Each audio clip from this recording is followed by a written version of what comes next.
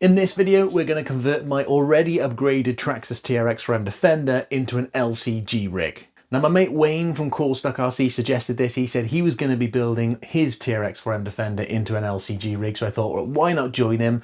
So we got a load of parts here to convert the TRX4M, so let's check out what we've got and then let's get cracking with this build.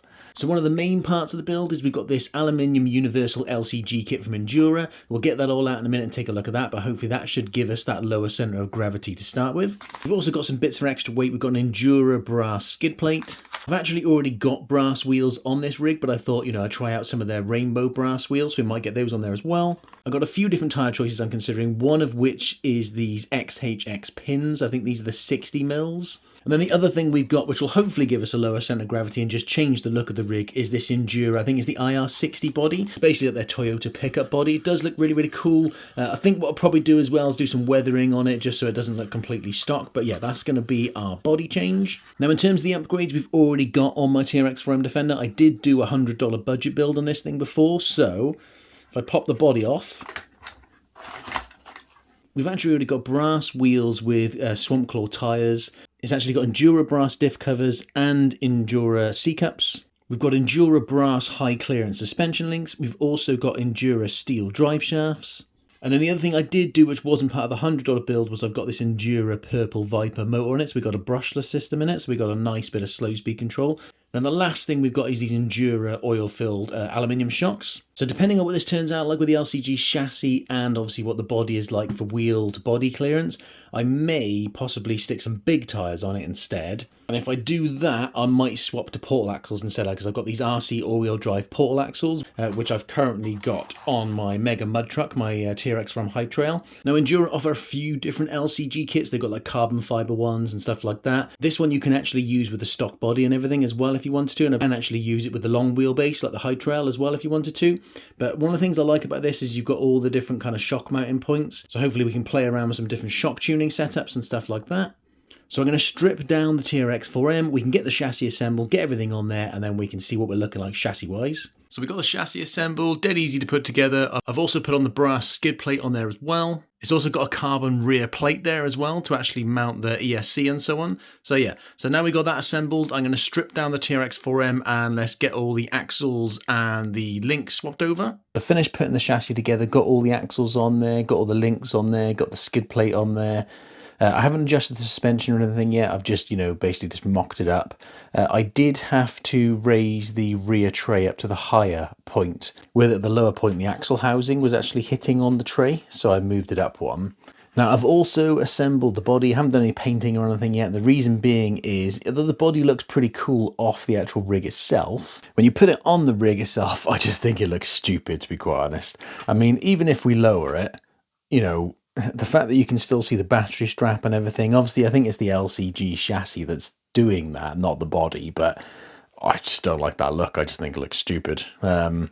So yeah, I might try the Defender, although I think the Defender body's probably going to have the same issue. Oh, the Defender definitely sits down lower, but yeah, you can still see a bit of the battery strap and everything. I can't remember what it was like stock now, to be quite honest. It's been so long since I used it. It's probably my least favourite mini crawler to use.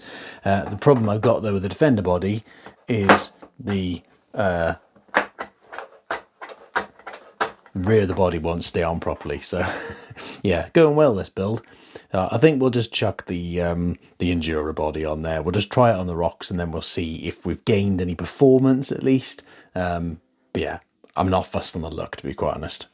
Okay, so we actually ended up going completely full circle. I took the portals off, gone back to the stock axles that have already been upgraded with some brass bits and pieces like diff covers and C-cups and stuff like that.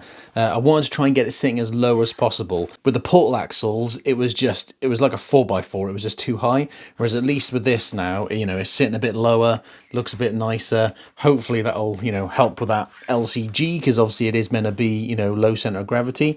I've got the rainbow wheels fitted, and I fitted the 60mm XHX pins, so hopefully these will be pretty decent.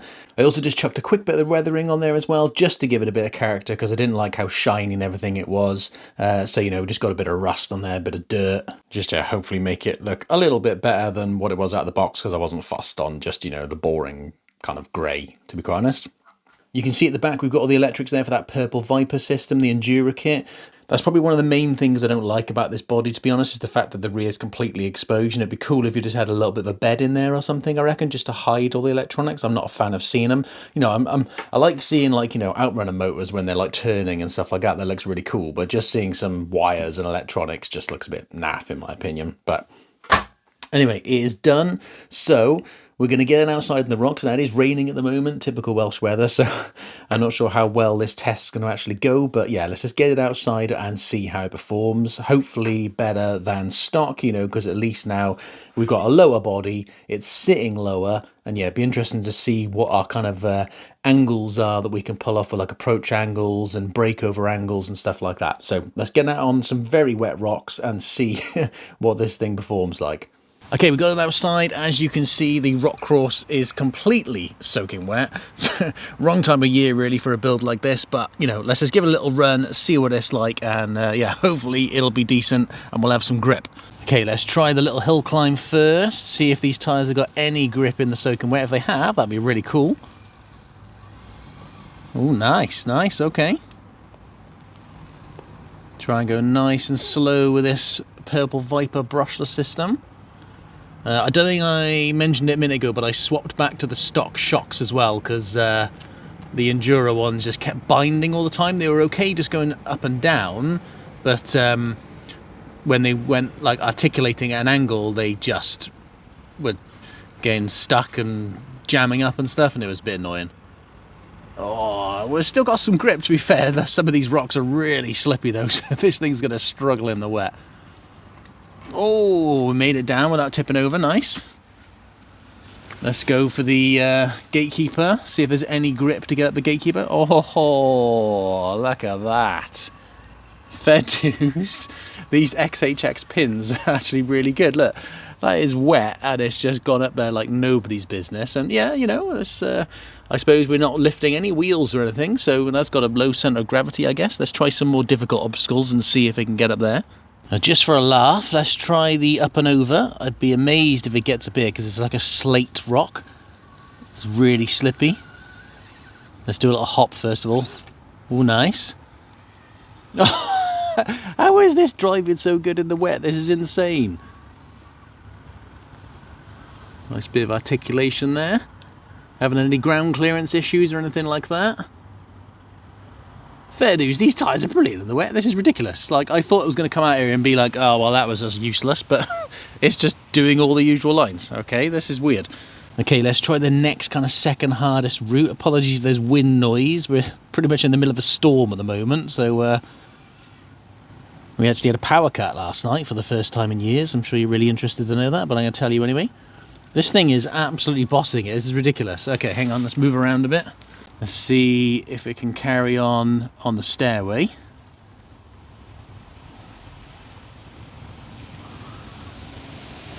Okay, fair deuce. Look at that. Wow, that is actually doing a really good job, especially considering this is wet. That is doing really, really well. Some nice flex there as well, to be fair. I'm liking that. Fair dues to it.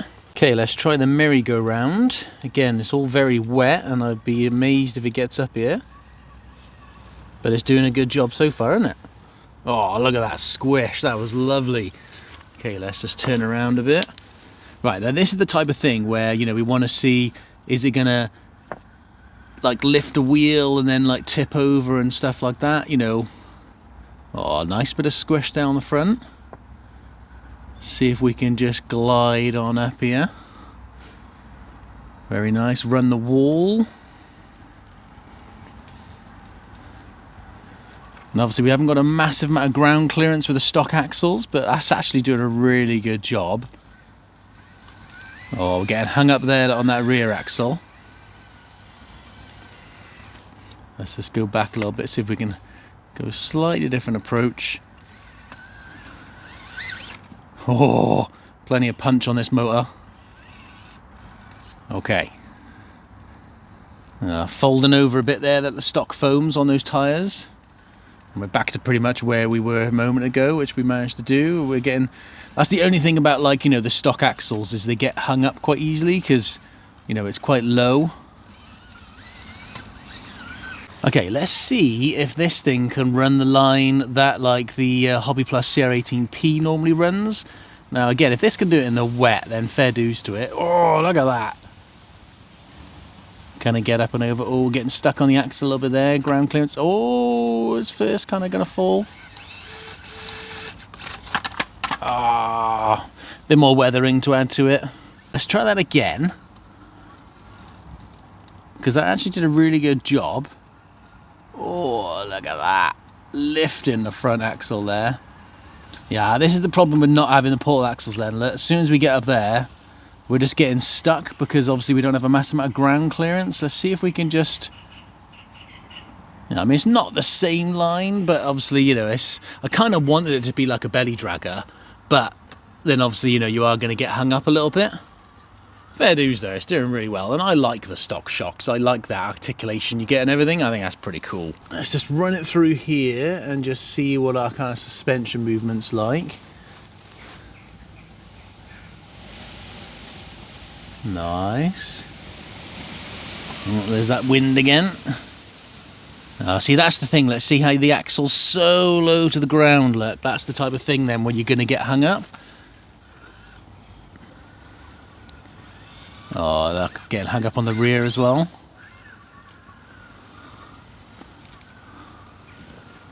That's pretty cool, isn't it?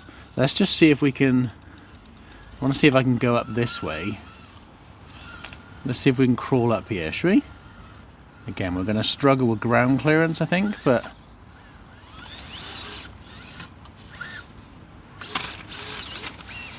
Go on, get up there. See if we can strip some diffs while we're at the same time, shall we? A bit slippy and not much clearance. Fair dues, there's so much punch in this little purple Viper motor, it's crazy. Go on, just get some grip. In the wet, go on, you can do it. If you do this in the wet, then fair dues to you. I take back all my previous derogatory comments about a TRX4M.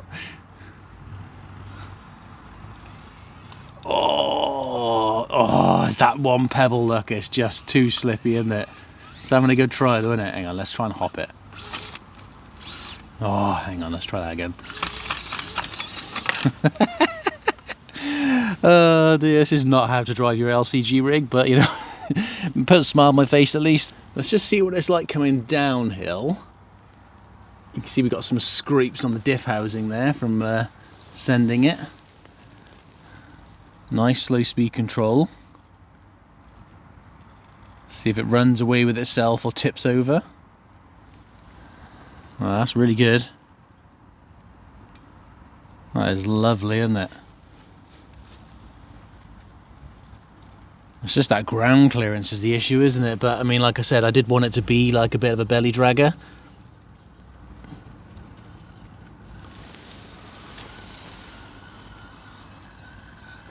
Okay, last line, let's just run it up through here, see if we can get a bit of flex and see if we can get over this rock over here to the right.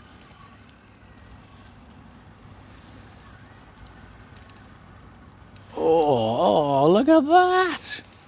That did a really good job. Slippy tyre, well not slippy tyres, slippy rocks. Slippy rocks and no ground clearance. And a heavy thumb. Finger, thumb, finger, finger, thumb.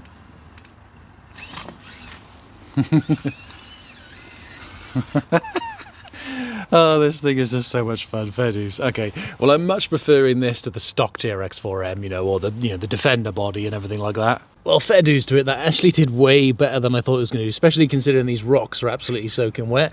Yeah, it's a pretty cool little build, you know. It's not something that I'm massively fussed on, to be honest. I mean, I'll be perfectly honest, the amount of money I've thrown at this TRX4M now, if you want to do something similar to this, just buy a Hobby Plus CR18P Evo Pro, I would, to be honest. It's still better, performs better out the box, comes brushless, has the portals and everything, and yeah, you know, it's just a better rig all around, in my opinion. But fair dues to this thing, you know, it's done a decent job, especially considering it's wet. First of all, when I put this body on there, wasn't so fussed on the look, but actually with the straight axles and then just the 60mm tyres, I think it actually looks much, much better, more kind of the look I was going for, kind of just a slammed truck that you can crawl. So yeah, I'm much happy with how it looks now. You know, I reckon in the dry on some different rocks and everything as well, this thing would actually be really, really capable. I say the only thing that would hinder you is just obviously the ground clearance from the axles, but then I suppose in the same respect then you've got that really, really low centre of gravity, you know, with it being so low to the ground. So, you know, it's a catch-22. I mean, I'm no LCG crawler expert or anything, so, you know, don't go looking to me for advice. You know, check out people like Cape Crawlers and stuff like that. You know, Adam is like a wizard at doing like really cool builds, so yeah, go check out his channel if you're interested in this type of build. Be sure to check out Wayne's channel. I'm pretty sure he's doing something really, really cool with his LCG build, which is going to be much, much better than mine, I'm sure. Apologies for not showing the weathering and that in this video. I ended up rushing this thing. I had a few different issues with my camera, my microphone, and yeah, various excuses I can make. But anyway, I'm literally recording this Sunday afternoon for the video to go up tonight at 7 o'clock. So yeah, a bit last minute, a bit rushed. I stayed up till like 5 in the morning finishing this thing because it was driving me insane, trying different axles, different wheel setups and everything. So yeah, it turned out all right, but yeah, give me my farm truck any day, to be honest. The old Chevy farm truck, that's my favourite mini crawler build so far, I reckon. Check out Wayne's video. Thanks very much for watching. Merry Christmas, and I will see you on the next one.